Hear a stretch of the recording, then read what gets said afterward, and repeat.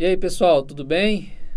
Estamos novamente aqui no canal Comunhão ao Cubo para continuar falando sobre a sã doutrina. Hoje nós vamos estar meditando em Mateus 5, do versículo 38 até o 48. A gente vai compartilhar um pouquinho sobre o que o Senhor Jesus nos ensina em cima desse pedacinho aqui na conclusão, né, de Mateus 5. Nós decidimos juntar esses dois ouviste que foi dito, né? Lembrando a vocês que o Senhor no versículo 20 começa a dizer como fazer com que nossa justiça exceda dos fariseus. E aí ele vem ensinando não só a lei, mas o espírito da lei. E ele coloca no versículo 38 sobre a vingança, o olho por olho e o dente por dente. E ele coloca no versículo 43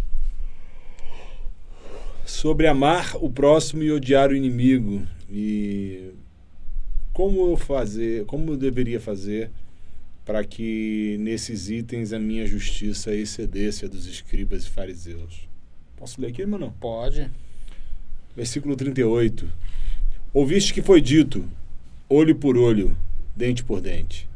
Eu, porém, vos digo, não resistais ao perverso, mas a qualquer que te ferir na face direita, volta-lhe também a outra. E ao que quer demandar contigo e tirar sua túnica, deixa-lhe também a capa. Se alguém te obrigar a andar 1 milha, vai com ele 2. Dá a quem te pede, e não voltes as costas ao que deseja que lhe emprestes. Ouviste que foi dito, amarás o teu próximo, e odiarás o teu inimigo. Eu, porém, vos digo, amai os vossos inimigos, e orai pelos que vos perseguem, para que vos torneis filhos do vosso Pai Celeste. Porque ele faz nascer o seu sol sobre maus e bons, e vir chuvas sobre justos e injustos. Porque se amardes os que vos amam, que recompensa tendes? Não fazem os publicanos também o mesmo? E se saudardes somente os vossos irmãos, que fazeis demais? Não fazem os gentios também o mesmo? Portanto, sede vós perfeitos, como perfeito é o vosso Pai Celeste. Porque Jesus começa dizendo aquilo que os fariseus, judeus, ouviram dos antigos, né? Pague na mesma moeda, olho por olho, dente por dente. Mas Jesus vai além, ele vai e contrapõe essa argumentação. Ele fala que você não pode resistir ao perverso. Eu estava lembrando de uma vez que eu estava indo trabalhar e eu estava naquela época usava-se muito o MP3, fonezinho de ouvido MP3, a minha esposa estava grávida e eu saí para trabalhar, fui pegar o ônibus e no trajeto uma pessoa foi tentar me assaltar e queria roubar o MP3. E eu saí correndo do cara, e consegui me desvencilhar dele e tudo, mas depois voltei ainda todo meio orgulhoso. Não, Deus me livrou, Deus me guardou para que nada acontecesse. E aí o irmão falou comigo assim: o que a palavra diz? Que você não deve resistir ao perverso. Você está com a sua mulher grávida, e se você toma um tiro por causa de um aparelhinho de MP3? O mundo é mau. A palavra de Deus diz que o mundo jaz no maligno. E o Senhor Jesus foi muito claro: nós não devemos resistir ao perverso. Se ele bater na nossa cara, no lado direito, a gente precisa virar ao lado esquerdo e deixar ele bater. Me chamou a atenção que nas duas primeiras citações de Jesus, quando ele fala ouviste que foi dito aos antigos, nas duas primeiras ele fala sobre não matar e não adulterar.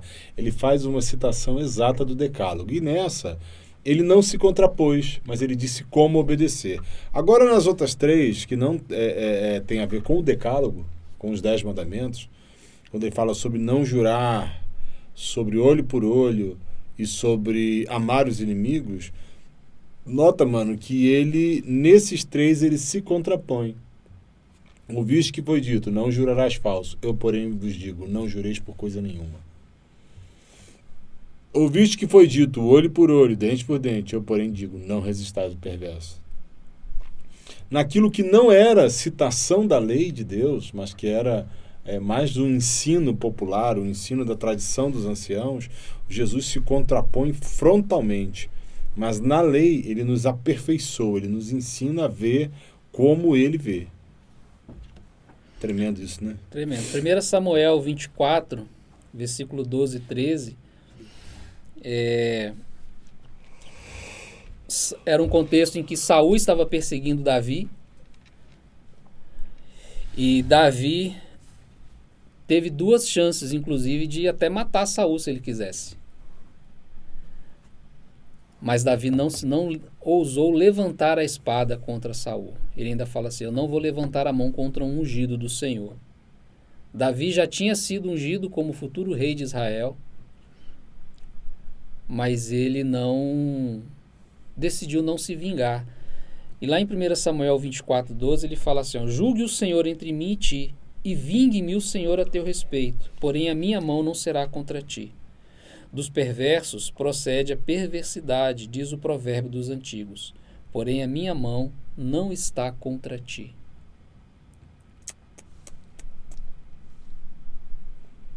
Isso faz parte de um coração manso.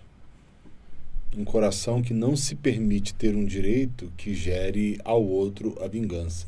Sabe o que é curioso? Levítico 19, 18 é lei do Senhor. Não é os 10 mandamentos, mas fazia parte da lei do Senhor a Moisés, diz assim, não te vingarás, nem guardarás ira contra os filhos do teu povo, mas amarás o teu próximo como a ti mesmo. Eu sou o Senhor. A própria lei falava sobre não vingar. O olho por olho e dente por dente, ao contrário do que muitos dizem, não era lei de Israel. Era tradição do povo. A vingança se tornou tradição deles. Mas a lei dizia, não te vingarás, nem guardarás ira contra os filhos do seu povo. Então até a tradição já era uma desobediência direta à lei. Por isso que o Senhor se contrapõe com tanta veemência. A vingança vem por um desejo por uma intenção de um coração perverso? O desejo de se vingar? De pagar na mesma moeda? Às vezes não, né? Às vezes é até uma pessoa boa. Mas no momento de ira ou diante de uma perda muito grande, a malignidade que moveu o outro toma o coração daquela pessoa e ela se torna alguém tão perverso quanto que feriu ele. Quando você pega esses filmes de vingança, por exemplo, você vê exatamente isso. Eram homens bons, aí de repente alguém vai lá, mata a esposa e os filhos dele, e ele se torna tão cruel, tão maligno, tão implacável quanto aquele que feriu o bem dele. E gozado que a gente acaba até torcendo para esse cara, né? A gente fica olhando e a gente fala assim, cara, esse cara tem que matar aquele lá que estraçalhou a esposa, por exemplo. Na verdade, a gente está sendo treinado, né, a pensar como o mundo, né? Exatamente como a tradição dos anciãos fazia. A tradição dos anciãos estimulava, olho por dente. Se você derramar sangue de alguém, eu posso derramar o seu sangue.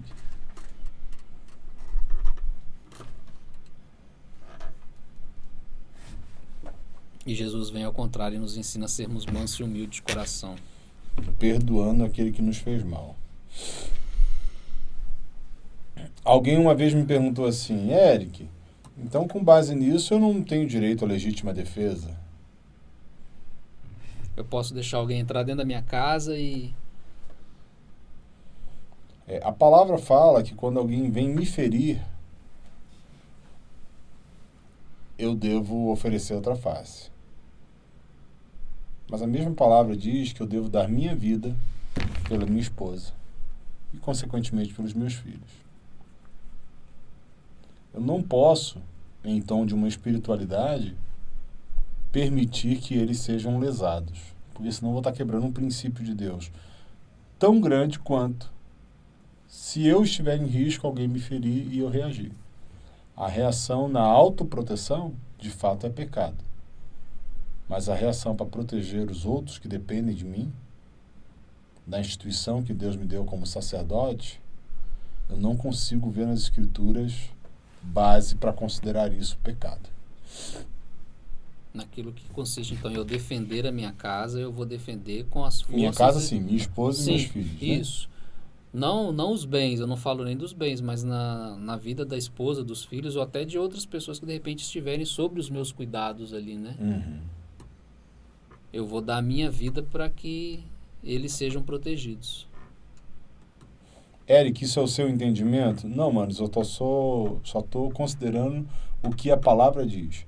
Eu não quero entender nem uma vírgula menos, nem uma vírgula mais.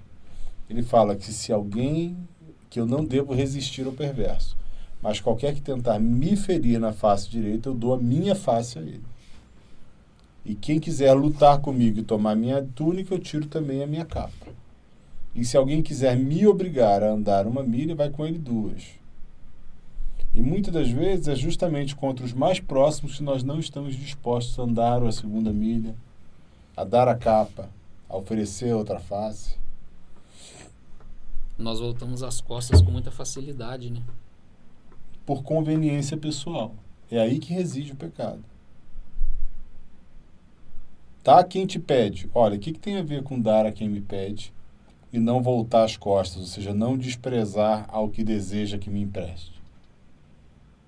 Ele está falando que eu sou obrigado a emprestar? Não. Está dizendo que eu não devo desprezar. Eu não devo dar as costas a quem deseja que empreste. Mas ele dá uma ordem clara que eu devo dar a quem me pede. E aí Jesus vem falando, o contraponto disso, ele vai, no 43, ele vai falando sobre a questão de amar o próximo e odiar o inimigo, né? Ouviste o que foi dito. Você viu que no texto que ele fala sobre não vingança, ele já diz para amar o próximo? Lá em Levíticos. Como a ti mesmo, exatamente. Lá em Levíticos. Era uma tradição, era uma... dito popular dos homens, né? Não era a lei de Jesus. Ame o seu próximo e odeie o seu inimigo. Não tem como eu perdoar aquele que me fez mal, não tem como. E a própria palavra diz, Jesus fala, né? Se você não perdoar aos homens as suas ofensas, tampouco o vosso Pai vai perdoar as vossas ofensas. E ele diz, amará o teu próximo e odiarás o teu inimigo. Eu, porém, vos digo, amai os vossos inimigos e orai pelos que vos perseguem. Amor, como é que se ama o inimigo, cara? É eu nutrir um sentimento legal por ele? É óbvio que não. A palavra amor, ele não tem a ver com um sentimento que eu tenho. Ele tem a ver com uma atitude, uma decisão prática que eu assumo. É muito bom quando o sentimento acompanha a prática, porque ele acaba sendo um dínamo, uma força maior. Mas isso não é garantido. Não é garantido que eu vou ter um bom sentimento por aquele que é meu inimigo. Mas me é responsabilidade amá-lo, reagir com amor, ser prático no amor, no serviço, na entrega, na doação, na proteção, no suprimento. Amai os vossos inimigos, é o mandamento de Jesus. E orai pelos que vos perseguem. E Paulo estava pensando sobre isso agora aqui. A gente pode até pensar, né? Você pode até pensar, mas como é que eu vou amar o meu inimigo? É muito difícil. Jesus te amou. A palavra diz que nós éramos inimigos de Deus, nós éramos filhos da ira. Mas por causa do sacrifício dele, ele nos reconciliou com o Pai.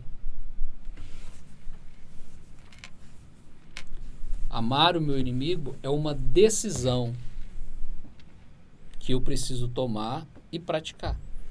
Curioso, cara, é que no 45 ele coloca que isso é critério, é condição para que nós nos tornemos filhos do vosso Pai Celeste. Para que vos torneis filhos do vosso Pai Celeste. Então, se eu não amar, não tem como eu ser filho. Não tem como eu ser filho. Se eu não amar meu inimigo, se eu não orar por quem me persegue. Não há como ser filho. Assim, porque ele... Aí ele começa a dizer como é o nosso Pai Celeste. Porque ele faz nascer o seu sol sobre maus e bons, e faz vir chuva sobre justos e sobre injustos. Se amardes o que vos amam, que recompensa tendes? E que mais que você demais está fazendo? Os publicanos, ou seja, os cobradores de impostos, aqueles que eram considerados traidores da nação de Israel, não fazem o mesmo? E se vocês cumprimentarem somente os vossos irmãos, o que vocês fazem demais? Os gentios, ou seja, aqueles que não têm nenhum vínculo, nenhum compromisso com Deus, não fazem isso também? E aí ele diz que isso é ser perfeito, como é perfeito o vosso Pai Celeste. Ora, então, a escala que Jesus usou para definir a perfeição não foi a infalibilidade do comportamento de um homem. Foi o amor. Foi o amor que ele estava disposto a ter com quem lhe fazia mal. Ficou mais simples, né? Bem mais simples. Ficou mais fácil. Porque se você pensar que você tem que ser infalível, nenhum de nós vai ser nunca perfeito e adequado. Mas segundo os critérios de Jesus, ser perfeito como meu Pai consiste em eu amar os homens que me oprimem, amar os homens que me afligem, amar aqueles que se posicionam como meus inimigos e orar pelos que me perseguem. Agora mesmo aqui em Cascavel, diversas famílias cristãs estão sofrendo uma ferrenha perseguição.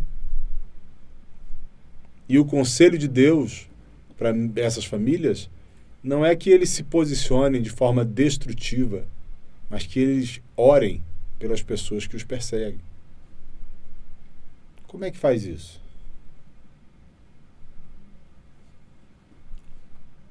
Praticando. Obedecendo. De forma simples. Não tem segredo, mano. Eric, mas eu não tenho sentimento, eu vou ser um hipócrita. Não, você vai ser um hipócrita se você quiser obrigar os outros a fazer uma coisa que você não está disposto a fazer. A hipocrisia é isso. Quando eu não tenho sentimento e mesmo assim eu faço, a isso nós chamamos de obediência simples. A minha vontade não é fazer, mas eu faço, porque existe uma ordem do Senhor para isso. E Jesus, logo no início do ensino aos discípulos, uma das condições da felicidade era assim: bem-aventurados sois vocês, quando perseguirem, vos maltratarem, mentindo e disserem todo mal contra vocês. Regozijai-vos, porque é grande o vosso galardão no céu. Pois assim Aleluia. Perseguiram os profetas que viveram antes de vocês. Se os profetas foram perseguidos, se os discípulos foram perseguidos, nós que vivemos dia após dia uma vida com o Senhor como discípulos de Jesus, a perseguição vai vir em todas as esferas da sociedade. Vai vir na escola, vai vir no trabalho, vai vir na rua. Elas vão vir. Paulo disse que aqueles que querem viver piedosamente o Evangelho vão padecer perseguições. Então aquela parte que você ia viver em pastos verdejantes e água tranquila a vida inteira... Eu creio que no meio da perseguição, nós vamos estar em pastos verdejantes e águas tranquilas. Amém, cara. Porque quem nos sustenta é o Senhor. Então a nossa tranquilidade e o nosso suprimento não vem da mesma fonte que o resto do mundo. Exatamente. Você ter a consciência de que o Evangelho de Jesus vai levar você a viver uma vida serena, sem problemas e perseguições, é porque você não entendeu o que é o Evangelho de Jesus. O Evangelho de Jesus Cristo vai colocar você exatamente em rota de colisão com o mundo. Certa feita, Jesus disse que eu não vim para trazer paz à terra, eu vim para trazer espada. Eu vim colocar o filho contra o seu pai, a sogra contra a sua nora. Então os inimigos do homem serão os de sua própria casa. Do que Jesus está falando? Ele está falando de um reino que põe você em rota de colisão com a tua própria existência.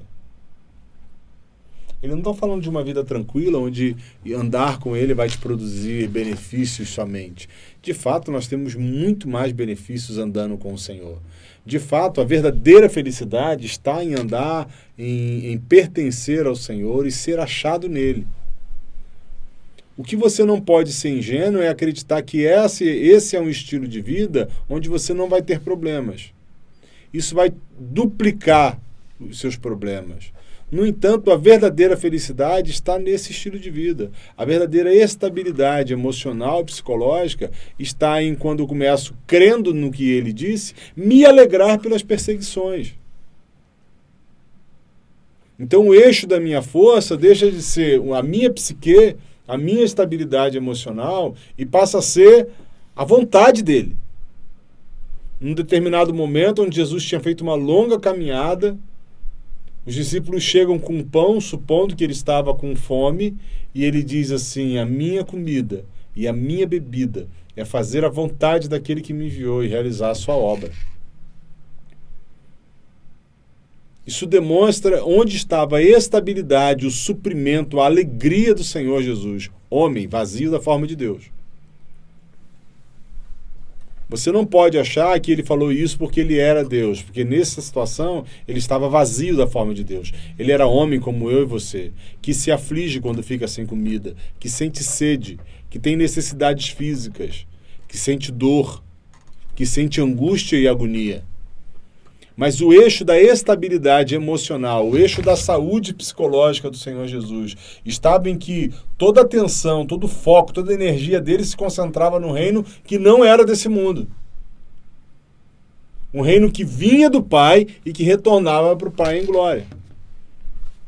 Por que vocês estão falando nisso? Porque sem essa realidade, você vai ver que existem existem 3 episódios nossos chamados A Porta do Reino, aqui no canal. Eu convido vocês a assistirem esses 3 episódios em sequência. Se você não passar pela porta do reino de Deus, se você não entrar no reino de Deus, se você não perder tudo que você tem em prol do desejo e do amor a esse reino, a esse Cristo Jesus, você jamais vai ser capaz de amar o seu inimigo ou de não se vingar de alguém que te fez o mal. Parece que essas ordens são para uma casta sacerdotal que, porque vivem numa vida de monastério, uma vida monástica, eles conseguem atingir essa espiritualidade. Mas isso é mentira. Isso é para todo homem, para toda mulher, para todo jovem, para toda criança que queira seguir Jesus e entrar no reino de Deus. Me corrija se eu estiver enganado, tá? Essas coisas a gente pode até pensar assim, cara, mas isso é muito sofrimento. Mas a palavra de Deus diz que Jesus aprendeu a obediência por meio das coisas que ele sofreu. 1 Pedro 2,23, Pedro fala assim sobre Jesus, ó, pois ele, quando ultrajado, não revidava com ultraje. Quando maltratado, não fazia ameaças, mas entregava-se àquele que julga retamente. Esse é o nosso Senhor. Como homem, estando aqui na terra como homem, foi ultrajado, foi perseguido, mas era manso e humilde de coração, que podia mandar que um exército celestial descesse para socorrer ele. Mas ele não fez isso. 2 discípulos de Jesus, Pedro e Paulo, que padeceram muitas perseguições, e Pedro foi crucificado de cabeça para baixo e Paulo chegou a ser decapitado. Na primeira carta de Pedro, no capítulo 3, no versículo 8, ele fala assim: finalmente, sede todos de igual ânimo, compadecidos, fraternalmente amigos, misericordiosos, humildes, não pagando mal por mal ou injúria por injúria. Antes, pelo contrário, bem dizendo, pois para isto mesmo fostes chamados, a fim de receberdes bênção por herança. Pois quem quer amar a vida e ver dias felizes, refreia a língua do mal e evite que seus lábios falem dolosamente. Aparte-se do mal, pratique o que é bom, busque a paz e empenhe-se por alcançá-la. Porque os olhos do Senhor repousam sobre os justos e os seus ouvidos estão abertos às suas súplicas. Mas o rosto do Senhor está contra aqueles que praticam males. Aleluia. Pedro poderia até falar assim, eu tenho todo o direito de querer vingança e até de orar e pedir a Deus que vingasse toda a perseguição que ele, junto com os demais apóstolos, sofreram.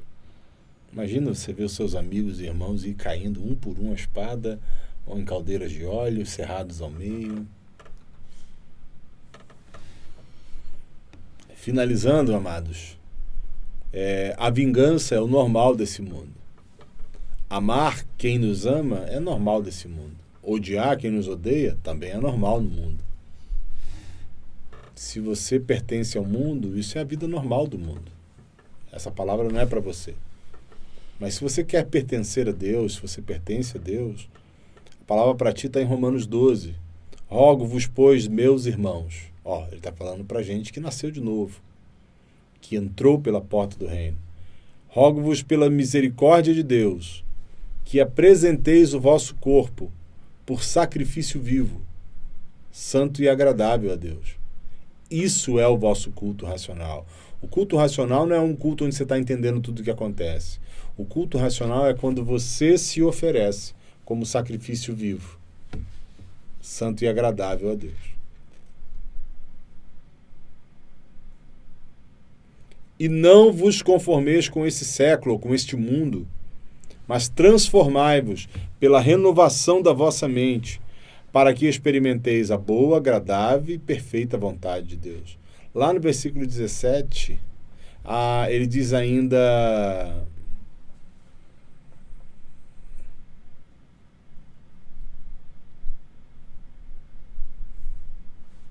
Quatorze. 9. O amor seja sem hipocrisia. Detestai o mal, apegando-vos ao bem. No 14, ele fala, abençoai os que vos perseguem, abençoai, não amaldiçoeis. Versículo 17, não torneis a ninguém mal por mal, esforçai-vos por fazer o bem perante a todos os homens. Sabe por que o apóstolo manda esforçar? Porque vai precisar de esforço, não vai ser fácil. Versículo 18 ainda. Se possível, quando depender de vós, tende paz com todos os homens. Não vos vingueis a vós mesmos, amados, mas dai lugar à ira de Deus, porque está escrito, a mim, diz o Senhor, me pertence a vingança. Eu é que retribuirei. Pelo contrário, versículo 20, se teu inimigo tiver fome, dá-lhe de comer. Se tiver sede, dá-lhe de beber, porque fazendo isso, amontoarás brasas vivas sobre a sua cabeça. Não te deixes vencer do mal, mas vence o mal com o bem. Isso são palavras de um cara que foi chicoteado algumas vezes.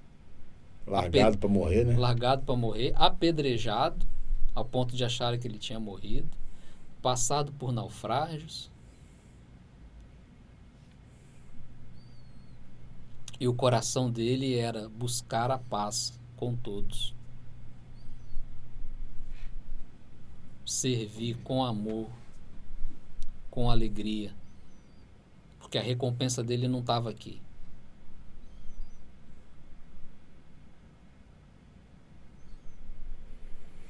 É possível amar os nossos inimigos, é possível amar aqueles que nos perseguem. É possível viver uma vida excedendo em muito a justiça dos escribas e fariseus. É possível entrar pelo reino de Deus.